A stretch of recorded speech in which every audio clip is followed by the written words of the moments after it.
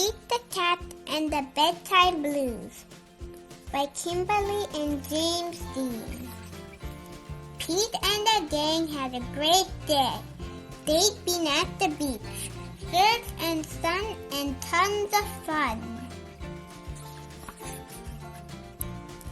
But when the sun went down, they didn't want the fun to end.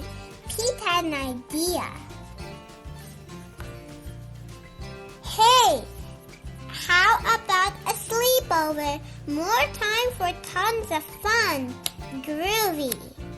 Pete's place. Let's go!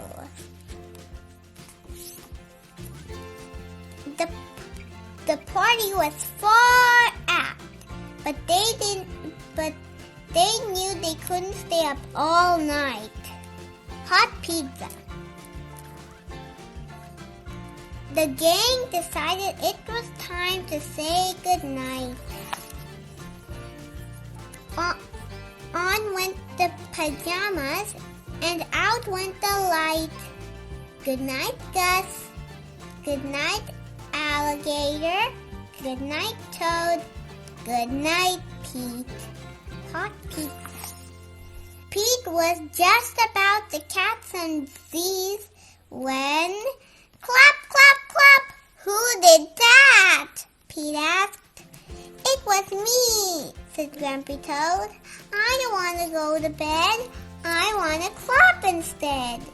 Pete covered his head. This cool cat needs to go to bed. Good night, Gus. Good night, Alligator.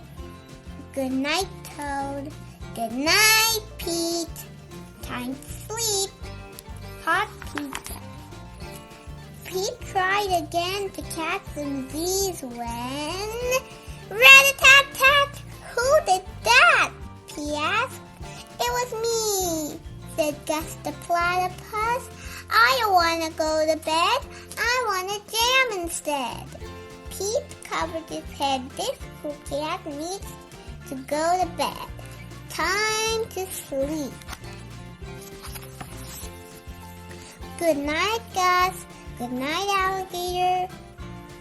Good night, Toad. Good night, Pete. Pete closed his eyes to catch some Z's when he heard... Munch, munch, munch. Pete had a hunch. It was Alligator. He was always up for eating. What could Pete do? All the clapping, rat-a-tat-tatting, and munching was giving him the bedtime blues. Pete had a groovy idea.